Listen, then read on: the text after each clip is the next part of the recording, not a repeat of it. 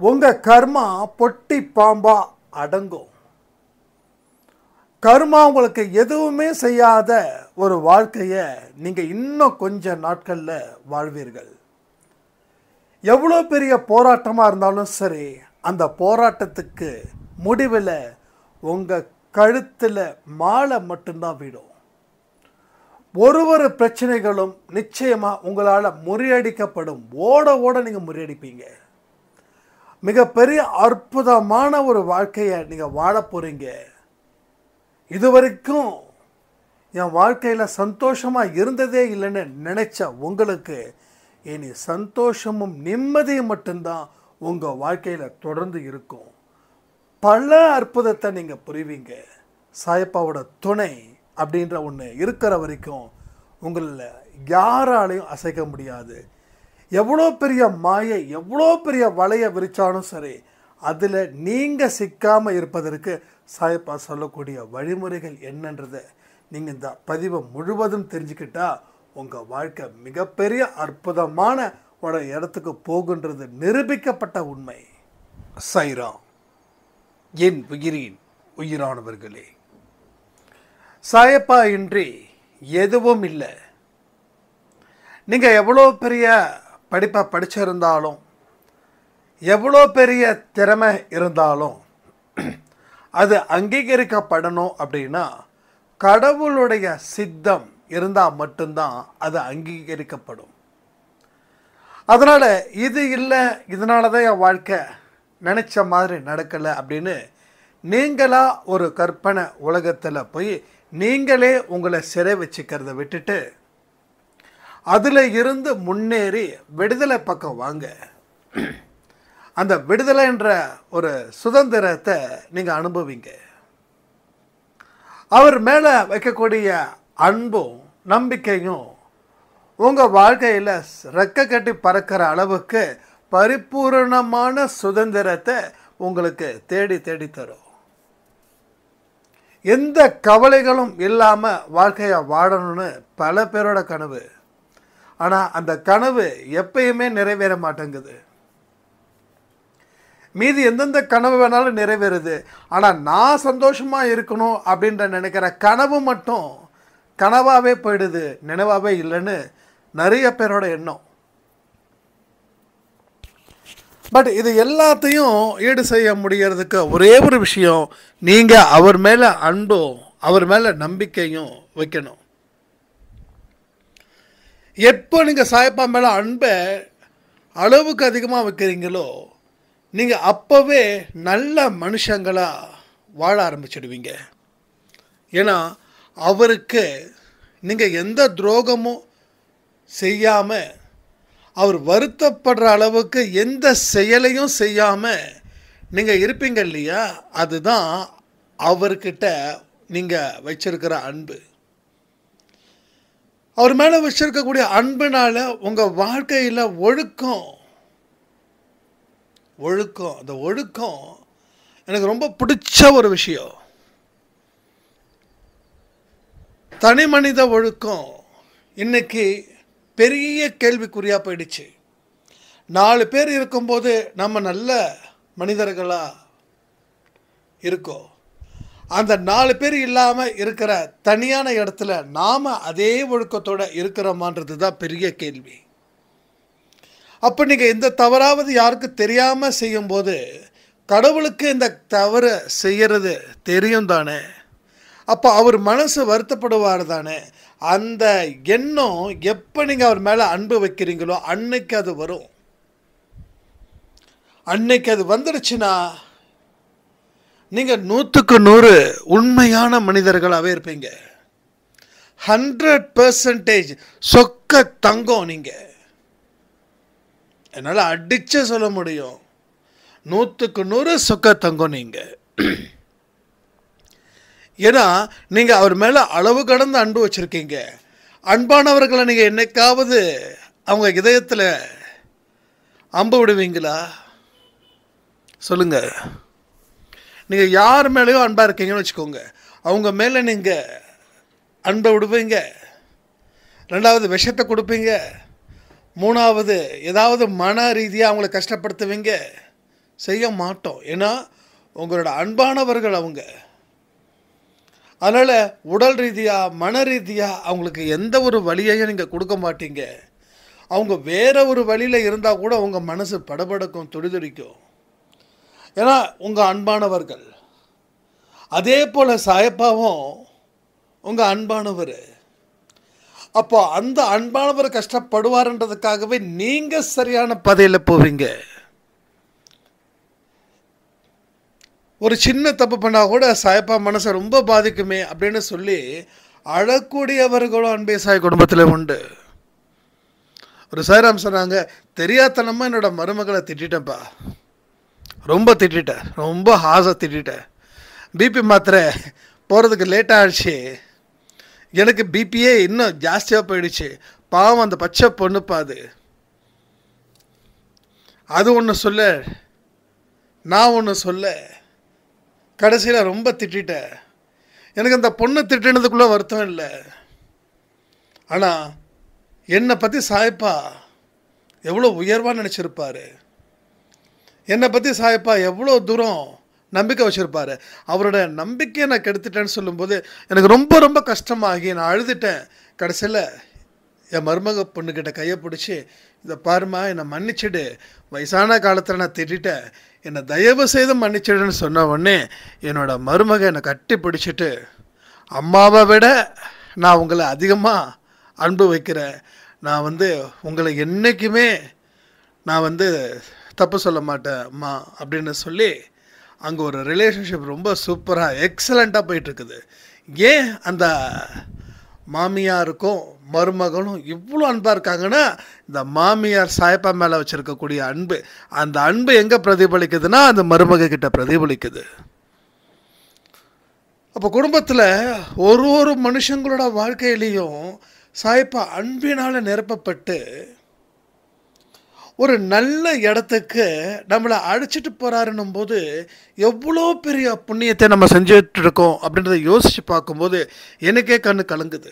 ஏன்னா அந்த மாதிரி ஒரு வாழ்க்கையை நாம் வாழ்ந்துக்கிட்டு இருக்கோம். ஆனால் இந்த வாழ்க்கையை தயவு செய்து சொல்கிறேன், விட்டுறாதீங்க. திருஷ்டி ஜாஸ்தி தெரியுமா உங்களுக்கு? திருஷ்டி ரொம்ப ஜாஸ்தி. நீங்கள் நல்லா இருக்கிறன்னு வெளியில் சொல்லி பாருங்கள், அடுத்த 10 நாட்களில் நீங்கள் நல்லா இல்லாத மாதிரி ஒரு சூழ்நிலையை உருவாக்கிடும். அதனால தான் சொல்கிறேன், யாருக்கிட்டையும் அதிகமாக பேசாதீங்க. உங்களோட நிறைகளை பற்றி அதிகமாக பேசாதீங்க, உங்கள் குறைகளை பற்றி அதிகமாக பேசாதீங்க. அமைதியான முறையில் எல்லாமே கவனிச்சுக்கோங்க. ஏன்னா எதை பேசினாலும் வம்பு நமக்கே திரும்பி வந்துடும். ஏன்னா இது ரியல் ஃபேக்ட். இது நிறைய நடந்திருக்குது, நிறைய எக்கச்சக்கமாக நடந்திருக்குது. ஏன்னா திருஷ்டி இது எல்லாமே ரொம்ப ஜாஸ்தி. அதனால தான் என்றைக்குமே சாதாரண மனிதர்களாக நாம் உண்மையாகவே அப்படி வாழ்ந்தாதான் இதில் இருந்து நம்ம தப்பிக்க முடியும். எனக்கு தெரிஞ்ச ஒருத்தர் இருக்கார், அவர் ஆரம்பத்தில் இருந்தே ரொம்ப கஷ்டப்பட்டவர், எல்லோரும் மதிக்க தெரிஞ்சவர். அதனால் ஓஹோன்னு சூப்பராக செமையாக வந்துட்டு இருந்தாங்க. ஒரு ஸ்டேஜில் இவருக்கு ரொம்ப ஜாஸ்தி ஆயிடுச்சு, பணம், புழக்கம், அதுக்கு தகுந்த மாதிரி பிஸ்னஸ், கஸ்டமர்ஸ் நிறைய கிடைக்க ஆரம்பிக்க இவருக்கு கொஞ்சம் வாய்ப்பேச்சு ரொம்ப ஜாஸ்தி. யாரை பார்த்தாலும் ரொம்ப கேவலமாக திட்டுறது, ரொம்ப கேவலமாக பார்க்கறது, இந்த மாதிரி. அப்போது அவர் ஆரம்பத்தில் இருந்த அந்த பொலைட்னஸ் இப்போ இல்லை, அவருக்கே தெரியல. அவர்கிட்ட எடுத்து நம்ம சொல்ல முடியுமா? சொன்னால் அவர் என்ன நினைப்பார்? நம்மளை தப்பாக நினைப்பார். சொல்கிறவங்க கிட்ட சொல்லலாம், நம்ம சொல்லி கேட்காத ஆளுக்கிட்ட நம்ம சொல்ல முடியாது இல்லையா? இது எதுக்கு சொல்கிறேன்னா, நம்ம வாழ்க்கையில் நமக்கு எல்லாமே கடவுள் கொடுப்பார். ஏன்னா நம்ம நல்ல எண்ணங்கள் அடிப்படையில் நமக்கு எல்லாமே வரும். ஆனால் அது வந்துடுச்சுன்னா அந்த கஸ்டமர் மாதிரி ஆகிடக்கூடாது. எனக்கு தெரிஞ்ச அந்த நபர் இப்போ சொன்ன இல்லையா, அவர் மாதிரி ஆகிடக்கூடாது. ஏன்னா எப்பயுமே அடக்கம் தேவை, கட்டுப்பாடு தேவை. நாக்குக்கு கட்டுப்பாடு, நாக்கை பூட்டணும், இல்லைன்னா வாயிலே சனின்னு சொல்லுவாங்கள்ல, அது மாதிரி ஆகிடும். ஸோ எவ்வளோ உச்சத்துக்கு போனாலும் சரி, நீங்கள் சாதாரணமான மனிதனாக உண்மையாகவே இருக்கணும், மற்றவங்க கிட்ட காட்டிக்கக்கூடாது. Just you are ordinary person. அதிகம் பேசாதீங்க. உங்கள் பெருமையை ஊரெல்லாம் பேசணுன்னு முயற்சி பண்ணாதீங்க. உங்கள் மேலே எல்லாரும் பரிதாபப்படணும்னு முயற்சி பண்ணாதீங்க. இந்த ரெண்டுமே ஒரு மனுஷனை அழிக்க வந்த விஷக்கிருமிகள். ஏன்னா நாம் போகிற இடம் வேற. அந்த இடத்த தாண்டி நமக்கு வந்தோன்னா அது நமக்கு அழகு இல்லை. எது எது எங்கெங்கே இருக்கணுமோ அது அது அங்கங்கே இருக்கணும். நாம் எங்கே இருக்கிறோம்? சாயப்பாவோட அன்பினால் நிரப்பப்பட்டு இருக்கோம். அப்போ அதே இடத்துல இருந்து கடைசி வரைக்கும் நீங்கள் அந்த இடத்த கொஞ்சம் கூட நகராமல் இந்த வாழ்க்கை முடிகிற வரைக்கும் நீங்கள் அவருடைய நிழல்லே இருக்கணும். அவர் எந்த பக்கம் போகிறாரோ அந்த பக்கம் நீங்களும் போகணும். அவர் நம்மளை பின்னாடி துரத்தக்கூடாது. எப்பா அந்த பக்கம் போவாத, அது மாயை, குண்டும் குழியும் இருக்குது, மேலே பார்த்தா தான் தரையெல்லாம் ரொம்ப அழகாக இருக்குது, அடுத்த ஒரு அடியிலையும் உனக்கு விஷக்கிருமிகள் பதுங்கி இருக்குது, எப்போ வேணாலும் உன்னை கடிச்சிடும். இது சாயப்பா நமக்கு பின்னாடியே நம்ம துரத்திட்டு வந்துட்டுருக்காரு. எப்பெல்லாம் நம்ம தப்பான மனநிலையில் இருக்கிறோமோ அப்போல்லாம் அவர் ஏதோ ஒரு விஷயத்தைய பதில் சொல்லிக்கிட்டே தான் இருக்கார், கேள்வி கேட்டுகிட்டு தான் இருக்கார். நமக்கு தான் புரியல. நமக்கு என்ன புரியுது? வேற ஒன்று புரியுது. அவர் சொல்ல வருவதை நம்ம கண்டுக்கல, இல்லை நம்ம புரிஞ்சிக்கல.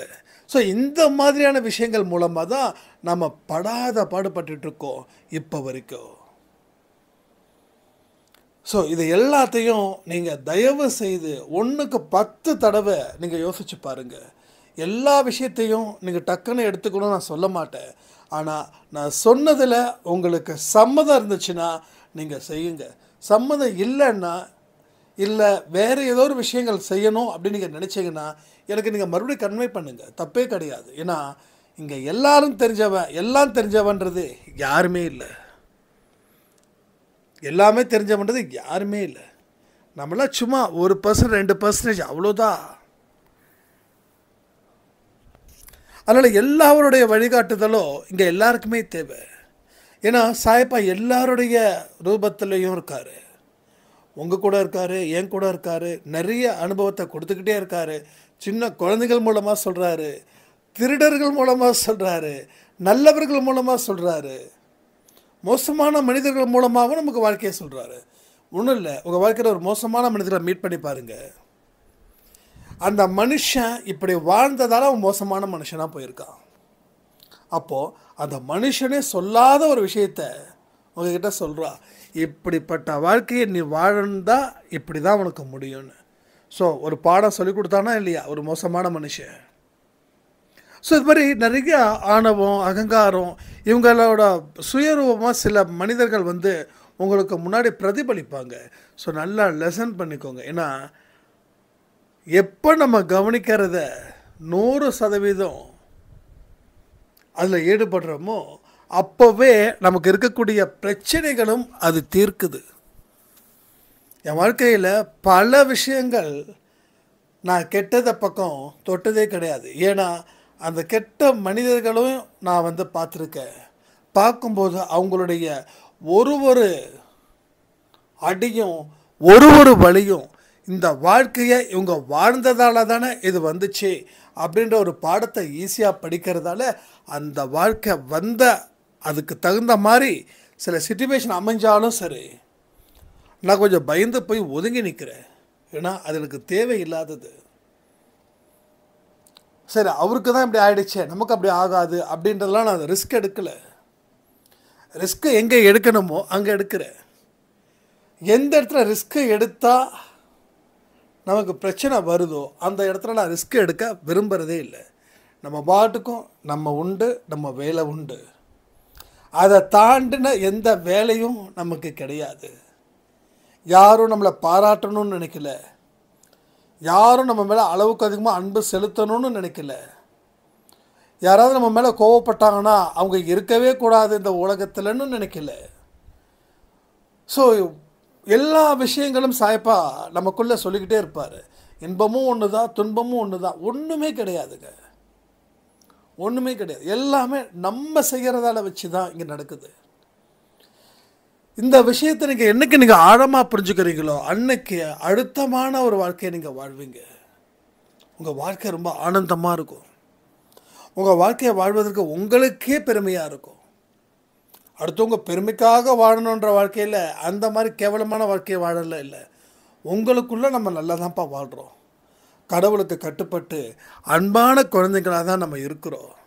இதில் இருக்கக்கூடிய சந்தோஷமும் இதில் இருக்கக்கூடிய சுகமும் வேறு எதில் வரும்? அந்த நிலையில் அந்த அனுபவத்தை வச்சு நீங்கள் வாழ்ந்துட்டுருக்கீங்க, வாழ போகிறீங்க. இதெல்லாம் தொடர்ந்து நடந்துக்கிட்டே இருக்க போகுது. இன்றைக்கி காலையில் கொடுத்த ஆடியோ எத்தனை பேருக்கு அந்த பாக்கியம் கிடைக்குன்னு ப்ராமிஸாக எனக்கு தெரியல. ஏன்னா பேச வந்தது ஒன்று, அந்த பாதிக்கு மேலே தான் இம்பார்ட்டண்ட்டாக பேசியிருப்பேன். பாதிக்கு மேலே தான் பேசியிருப்பேன், எடுத்த உடனே பேசலை. ஏன்னா அப்போ ஒரு விஷயத்தை புரிஞ்சுக்கோங்க, எதுவுமே ப்ரிப்பேரிங் கிடையாது, ப்ரிப்பரேஷன் இல்லை. எல்லாமே இதை தான் பேசணும், அதை தான் பேசணுன்னா சொல்ல தானாக ஃப்ளோவில் என்ன வருதோ அதான். அதனால தான் இத்தனை நாள் அந்த பயிற்சி அடுத்தது என்னென்னு தோணலை. ஆனால் இப்போ தோண வச்சுருக்காருன்னா ஏதோ அவரோட பர்பஸ். அப்போ அந்த 48 நாள் அந்த டேர்ம்ஸ் அண்ட் கண்டிஷன்ஸ் அது ஓகே அப்படின்னா உங்கள் வாழ்க்கை செமையாக அடுத்த கட்டத்துக்கு போக போகுது.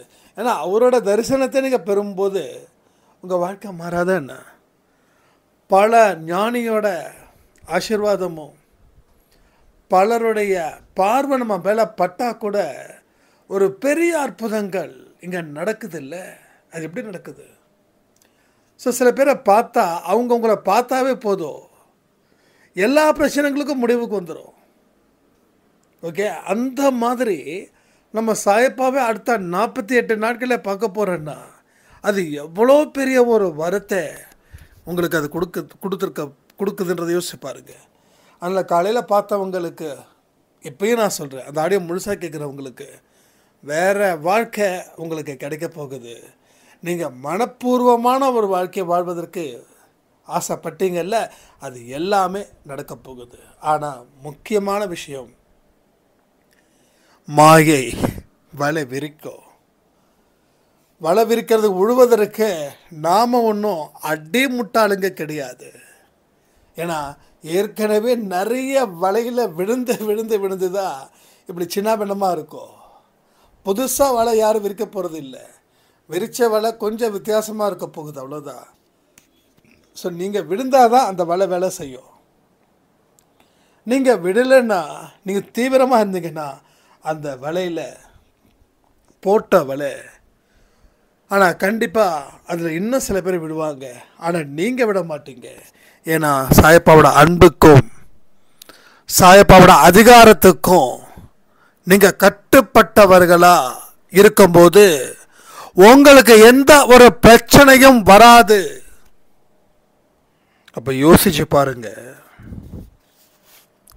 அவர் மேலே அன்பு வைக்கிறதால மட்டுமே உங்கள் வாழ்க்கை மாறுதுன்னா, அவர் திருப்பி உங்களுக்கு ஆசீர்வாதம் கொடுக்க ஆரம்பித்தாருன்னா உங்கள் வாழ்க்கை எவ்வளோ மாறும். நீங்கள் அவர் மேலே அன்பு வைக்கும்போதே உங்களோட ஆக்டிவிட்டீஸ் எல்லாமே சரியாக இருக்கு. அதாவது இது வரைக்கும் ரிப்பேர் ஆனது எல்லாமே சரியாயிடுச்சு.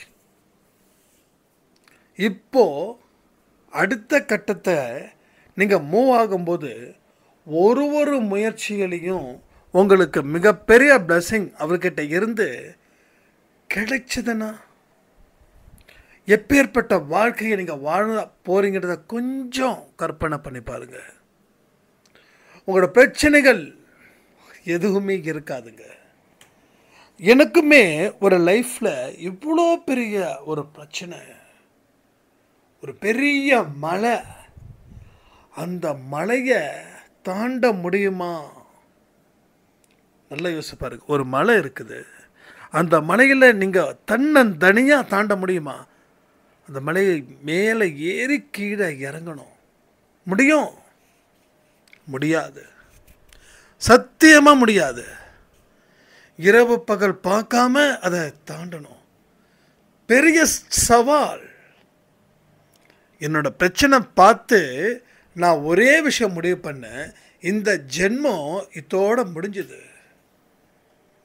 இந்த ஜென்மத்தில் இந்த மலையை தாண்ட முடியாது. ஏன்னா நமக்கு தெரியும், ஓரளவுக்கு நமக்கு அனுபவம் இருக்குது. கையில் ₹1 இல்லை, ஆனால் ₹1,00,000 கடன். ஏதாவது சொத்துக்கு இருந்துச்சுன்னா விற்று பார்க்கலாம், எதுவுமே கிடையாது. அப்படி இருக்கும்போது என்ன பண்ண முடியும், என்ன செய்ய முடியும்? யோசிச்சு பாருங்களேன். இப்போ நீங்கள் எப்படி விழி பிதுங்கி நிற்கிறீங்களோ அது மாதிரி நானும் விழி பிதுங்கி தான் நின்னேன். ஒன்றே ஒன்று தான் என்னால் பண்ண முடிஞ்சுது. அவரை பார்க்க பார்க்க பார்க்க கண்களில் கண்ணீர் மட்டும்தான் வந்துச்சு. ஏன்னா மனுஷங்க யாருமே கண்ணுக்கு தெரியல.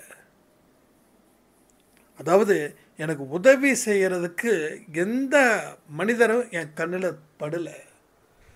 உதவி செஞ்சவங்களை அதுக்கு மேலே செய்ய முடியாத அளவுக்கு அவங்களுக்கும், ஏன்னா எல்லாத்துக்குமே ஒரு ஸ்டேஜுக்கு மேலே காப்பாற்ற முடியாதுல்ல.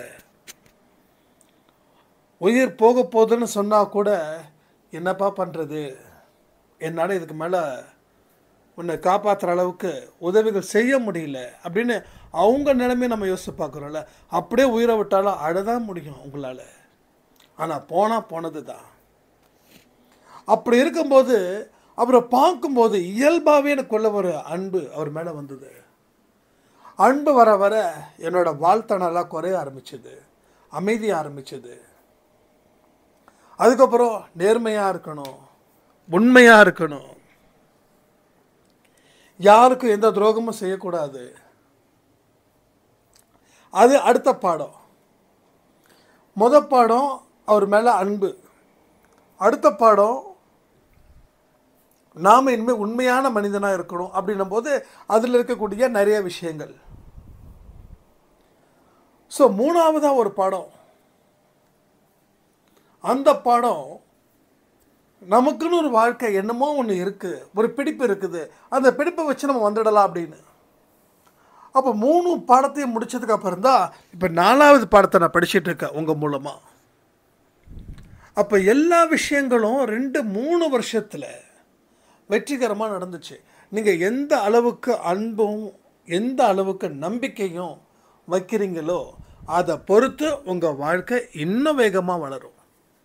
ஏன்னா அன்றைக்கி எனக்கு எடுத்து சொல்கிறதுக்கு ஆள் யாரும் இல்லை. எல்லோரும் என்ன சொன்னாங்கன்னா, சாய்பா கோயிலுக்கு போ, விரதம் இரு, அவர் நிறைய அற்புதங்கள் செய்வார், ஓம் சாய்ராம், ஜெய் சாய்ராம், ஜெய் ஜெய் சாய்ராம் சொல்லு, மந்திரா சொல்லிக்கிட்டே இரு, அதை பண்ணு, இதை பண்ணு, இதை தான் எல்லாருமே சொல்லிகிட்டு இருந்தாங்க. பட் இது கூட நான் எதுவுமே பண்ணலை. அப்புறம் பார்த்தா போதுன்னு தான் நினச்சேன். ஸோ அந்த எக்ஸ்பீரியன்ஸ் வந்து நான் உங்ககிட்ட சொல்கிறேன். ஏன்னா சாய்பாவை கும்பிட்றவங்க அத்தனை பேரும் எனக்கு என்ன சொன்னாங்களோ அதுதான் மற்றவங்க சொல்லியிருப்பாங்க இவங்கக்கிட்ட. ஆனால் எல்லாருக்குமே அந்த வெற்றி நடக்குதா அப்படின்னா இல்லை. யார் எந்த இடத்துல இருந்து ஆரம்பிக்கிறாங்கன்றதை பொறுத்து தான் இருக்குது. ஒரு மந்திரத்தை சொல்கிறதாலேயோ இல்லை விரதம் சொல்கிறதாலேயோ எந்த விஷயமும் நடக்கலை. அப்படி நடந்திருந்தால் நம்ம தாத்தா பாட்டி காலத்தில் இருந்தே அந்த பிரச்சனைகள் தீர்ந்துருக்கும். நாம் எப்படி இருக்கிறோமோ அதே மாதிரி தான் நம்ம தாத்தா பாட்டி இருந்தாங்க. அதே கஷ்டம், அதே துன்பம், அப்படியே தான் இருந்தாங்க. ஒருவேளை 3-4 தலைமுறைக்கு முன்னாடி இருக்கிறவங்க வேணால் ரொம்ப பெரிய பணக்காரராக இருந்திருக்கலாம். எல்லாத்துக்குமே 3 தலைமுறை தான். அது 4வது தலைமுறை கண்டிப்பாக மறுபடியும் ஃபஸ்ட்லேருந்து ஆரம்பமாகும். பணக்காரனாக தொடங்கினவன் ஏழையாக இருப்பான், ஏழையாக தொடங்கினவன் பணக்காரனாக இருப்பான். இதுதான் நடக்குது. அப்போ நம்ம லைஃப்பில் வந்து என்ன விஷயத்தை நம்ம கற்றுக்கிட்டு இருக்கோம், எதை செய்யணும் அப்படின்றது புரியல. புரியாமல் எல்லாரும் ஒவ்வொருத்தங்களும் ஒவ்வொரு வழி சொல்கிறாங்க. ஆனால் நாம் சொல்லக்கூடிய ஒரே வழி, மந்திரம் வேண்டாம், எந்திரம் வேண்டாம், தந்திரம் வேண்டாம், பூஜை வேண்டாம், கோயில் கூட வேண்டாம், அவர் மேலே அன்பு வை. அவர் உன்னை தாண்டி எதையுமே சிந்திக்க மாட்டார். ஏன்னா அவர் உன்னையே 24 மணி நேரமும் பார்த்துட்ருக்காரு. இதை சொல்லியே ஆகணும். இன்றைக்கி அன்பை சாய் குடும்பத்தில் இருந்து என்னை பார்க்குறதுக்கு ஒருத்தர் வந்திருந்தார். அவருடைய மகன் வந்து ஏதோ கேம்பஸில் ரொம்ப ரொம்ப டைட்டாக இருக்கிறாரு, செலக்ட் பண்ணணும். பட் நிறைய பிரச்சனைகள் இருக்குது, ஜாப் வந்து எப்படி பண்ணுறதுன்னு தெரியல, கிடைக்குமான்னு தெரியலன்னு சொல்லி சோர்வடைக்கும் போது நம்ம வீட்டில் இருக்கக்கூடிய சாய்ப்பாவை பார்த்து சாமி கும்பிட்ட உடனே ஃபோன் வருது. உங்கள் பையன் ஒரு கம்பெனியில் ஜாயின் பண்ணிட்டாரு அப்படின்னு சொல்லி அவங்க பையன் ஃபோன் பண்ணுறாரு. அப்போ நான் ஜாயின் பண்ணிட்டேன், பிரச்சனை முடிஞ்சிருச்சு, என் கஷ்டங்கள் தீர்ந்துச்சுன்னு. எப்படி நடக்குது? நம்ம வீட்டுக்கு வந்து நம்ம அன்பே சாயப்பாவை சாமி கும்பிட்டுட்டு அதுக்கு முன்னாடி இந்த வார்த்தை சொல்லியிருக்காரு. இது மாதிரி பையனுக்கு அது ஜாப் தான் ட்ரை பண்ணிட்டுருக்காரு, கிடைச்சிருச்சுன்னா பரவாயில்ல, ரொம்ப ட்ரை பண்ணிகிட்ருக்கான், கிடைச்சிருச்சுன்னா பரவாயில்ல அப்படின்னு. நான் எந்த வார்த்தையுமே சொல்லலை. என்ன சொல்கிறேன், அந்த கேப்பில் ஓ சாயப்பாலாம் வச்சுருக்கீங்களா அப்படின்னு சொல்லி சாமியை கும்பிட்டு முடித்த உடனே ஃபோன் வருது, உங்கள் பையன் வந்து செலக்டட் அப்படின்னா உங்கள் பையன் ஃபோன் பண்ணி சொல்கிறார், அப்போ நான் செலக்ட் ஆகிட்டப்பா அப்படின்னு. ஸோ எப்படிப்பட்ட ஒரு மிராக்கல்! ஏன் இந்த அன்பே சாய்க்கு இவ்வளோ பெரிய பவர்ஸ் அப்படின்னா, அவர் சக்தி வாய்ந்தவர். எனக்கு எத்தனையோ உள்ளங்கள் அன்பே சாயை தேடுது, அத்தனை உள்ளங்களும் நல்ல உள்ளங்களே. என்னது? நல்ல உள்ளங்களே. நல்ல உள்ளங்கள் எல்லாரும் ஒரு கடவுளை தேடும்போது அந்த கடவுள் நினைக்கிறாரு எல்லாத்துக்கும் நம்ம நல்லது செய்யணும் அப்படின்னு. அப்போ உன்னோட உள்ளம் தூய்மையாக இருந்தால் உன் வாழ்க்கையில் எல்லாமே கிடைக்கும். அந்த உள்ளம் தூய்மை இல்லை அப்படின்னா நீ என்னதான் முட்டுனாலும் என்னதான் மோதினாலும் உனக்கு எதுவுமே கிடைக்க போகிறது இல்லை. அதனால உன்னோட உள்ளத்தை தூய்மையாக வை. மற்றவர்கள் மேலே அன்பும் கருணையுமாக இரு. என்கிட்ட கேட்டாங்க, அண்ணா அந்த கருணைனா என்ன, அன்புனா என்ன, எல்லாம் ரெண்டும் ஒன்று தானே அப்படின்னு. இது நம்ம ஏற்கனவே ஒரு ஆடியோவில் சொல்லியிருக்கோம், அது எத்தனை பேர் கேட்டிங்கன்னு தெரில. அன்புன்றது நம்ம தெரிஞ்சவங்க மேலே மட்டும் வைக்கிறது. கருணை அப்படின்றது தெரியாத மனிதர்கள் இடத்துலையும் அன்பாக இருக்கிறது. இவ்வளோதான் வித்தியாசம், பெருசாக ஒன்றுமே இல்லை, எல்லாமே அன்பு தான். பேட்டர்ன் வந்து அன்பு தான். ஆனால் நீ எல்லாரும் மேலேயும் வைக்கணும், தெரிஞ்சவன் மேலே மட்டும் வைக்கக்கூடாது. நமக்கு தெரிஞ்சவன், சொந்தக்காரன், நண்பர்கள், இவங்கக்கிட்ட மட்டும் அன்பாக இருக்கக்கூடாது. எல்லா மனுஷங்கிட்டையும் அன்பாக இரு. நீ எந்த அளவுக்கு அன்பாக இருக்கியோ அந்த அளவுக்கு கடவுளுக்கு நீ நெருக்கமானவனாக இருக்க. கடவுளுக்கு நீ 100க்கு 100 நெருக்கமானவனாக இருக்க. அப்போ அந்த அன்பும் கருணையும் எங்கே உன் மனசில் அதிகமாக இருக்குதோ அங்கே நீ அவரை காணலாம், சாயப்பாவை காணலாம். ஒன்ஸ் சாயப்பா உள்ளே வந்துட்டாருன்னா உன்னோட கர்மா பொட்டி பாம்பு மாதிரி அடங்கிடும். அது வாலாட்டாது. விஷம் பிடுங்கின பாம்பு என்ன வேணாலும் பண்ணலாம். ஆனால் நம்ம அடிக்க போகிறது இல்லை, நம்ம அடிக்கிற அளவுக்கு மோசமானவன் இல்லை. அது விஷத்தை பிடுங்கியாச்சு, அதையும் அடிக்கணும். விஷப்பாம்பாக கூட அடிக்கக்கூடாது, ஏன்னா எந்த உயிரையும் கொல்லக்கூடாது. ஒரு பாம்பு வருதுன்னா அந்த பாம்பை அடிக்கிறது இயல்பு தான், அது இல்லைன்னு சொல்லலை. ஆனால் உங்களுக்கு கடவுள் மேலேயும் அந்த பாம்பு மேலேயும் அன்பும் பாம்பு மேலே கருணையும் இருந்துச்சுன்னா அந்த பாம்பு கூட ஒன்றுமே செய்யாது. ஒரு ரியல் ஸ்டோரி. ஒரு மகா பெரியவர், ஒரு முனிவர் தன்னுடைய சிஷ்யர்களுக்கு பாடம் சொல்லி கொடுத்துட்ருக்காரு ஒரு காட்டுப்பகுதியில். அப்போ ஒரு பாம்பு அந்த முனிவர்கிட்ட வருது, விஷப்பாம்பு. மாணவர்களோ பார்த்து பயப்படுறாங்க, என்னாகுமோ தெரியல, நம்ம சாமியை, அதாவது அந்த முனிவரை பாம்பு முடிச்சிருமோ அப்படின்னு. ஆனால் அவர் பாட்டுக்கும் அமைதியான முறையில் தியானம் பண்ணுறாரு.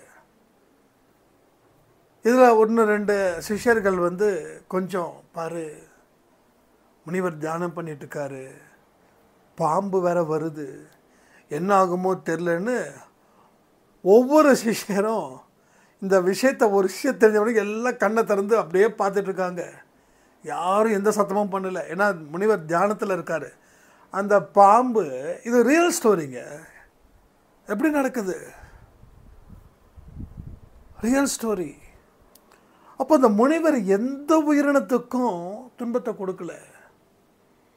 அப்போ அந்த பாம்புக்கு தெரியாதான்னு அந்த பாம்பு என்ன பண்ணுச்சு, நேராக போய் அவர் மடியில் ஏறி இறங்கி கிராஸ் பண்ணி போகுது.